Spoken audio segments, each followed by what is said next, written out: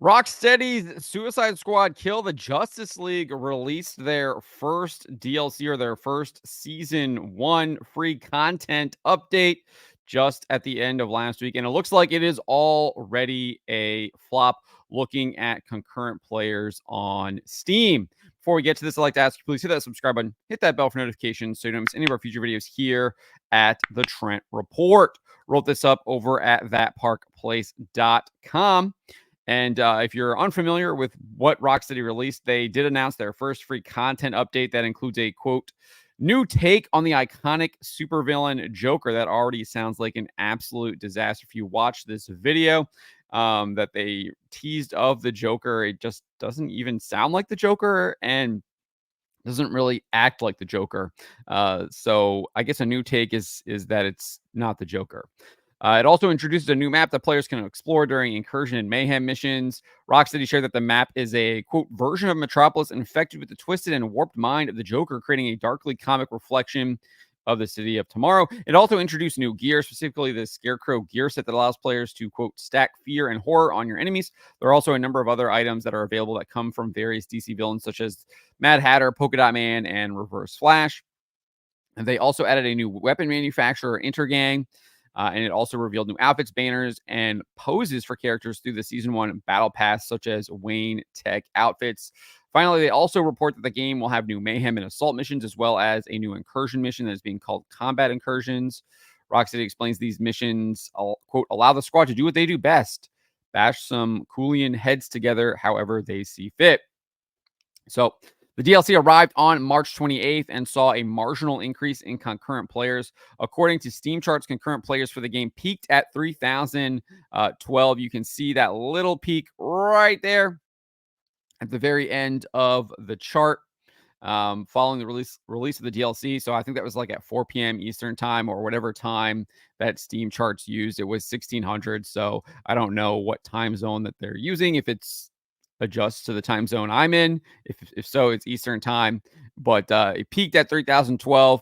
But less than a week since the DLC release, the concurrent number has already fallen to 1,183. You can see that 24-hour peak, April 1st. That is a far cry from the all-time peak of 13,459, which occurred all the way back like February 2nd at the beginning of February. So I think given that the peak concurrent players only reached a little less or a little over, sorry, that should be a little over 3,000 and it quickly dropped off in less than a week. It's hard to imagine that the game brought in any kind of significant revenue from selling Season 1 battle passes. It's likely safe to describe this Season 1 DLC as a huge, huge flop. And it's not surprising, right? We saw Warner Brothers Discovery CEO David Zaslav admitted the game failed shortly after its release during the company's fourth quarter 2023 earnings webcast at the end of February. This is what he said. On the theatrical and gaming side, while we did have some real misses this year, we also had some really big wins, including Barbie, the #1 movie globally and the most successful movie in the history of Warner Brothers, and Hogwarts Legacy, the biggest game of 2023. So obviously, I think the implication there is that Suicide Squad Kill the Justice League was a huge miss. And later on in the earnings call, we would get confirmation of that from the company's chief financial officer, Gunnar Wiedenfels, where he said this year, Suicide Squad, one of our key video game releases in 2024, has fallen short of our expectations since its release earlier in the quarter, setting our games business up for a rough year-over-year comp in Q1. So not looking good for Suicide Squad Kill the Justice League. And this is a game that they were hoping would have staying power. Obviously, it was being marketed as a live service game, and this DLC is the first portion of that. And it looks like not many people are actually playing it, and thus indicating that the revenues probably from people purchasing season passes and stuff are not going to do well at all. Following this admission, we also had a report from Christopher Dring at Games Industry that sales were an utter disaster in its first 5 weeks. Looking at a European chart, so this claims sales data chart he cites, which is out of Europe, and it tracks both physical and digital sales for most AAA publishers.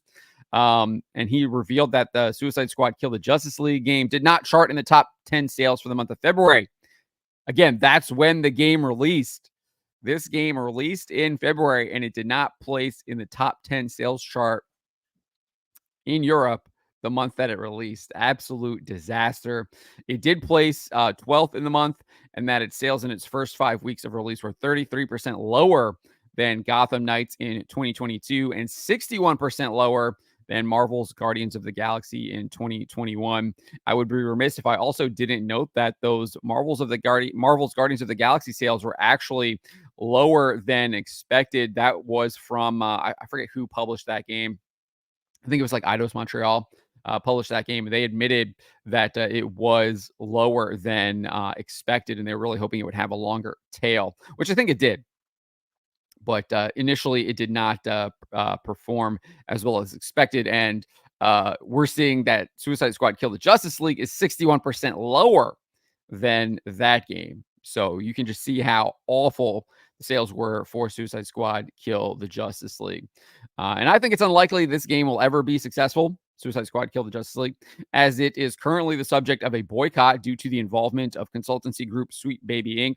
The game is listed on the Sweet Baby Inc. Detected Steam curator list created by Brazilian gamer Cabrutus Rambo, and that list lists all of the games Sweet Baby Inc. has been involved with that are available to purchase on Steam.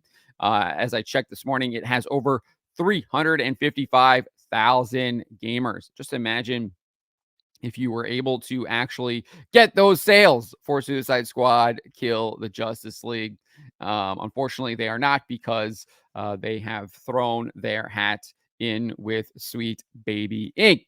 So does not look good for Suicide Squad Kill the Justice League. I'm glad that this game is failing. We need to celebrate this. This is cause to celebrate, that people are rejecting this stuff. They are rejecting Sweet Baby Inc. They are rejecting DEI. They are rejecting ESG. And these companies are going to pay, because gamers are not going to put up with this crap. This is the next Bud Light level boycott. And it's here. It's here to stay. And we are seeing that already in effect here with the Suicide Squad Kill the Justice League DLC only being able to get 3,000, a little over 3,000 concurrent players, and it's already been halved in less than a week. But let me know what you guys make of this DLC absolutely flopping, no one showing up to play. Let me know in the comments below. Remember to always be charitable, but to always speak the truth.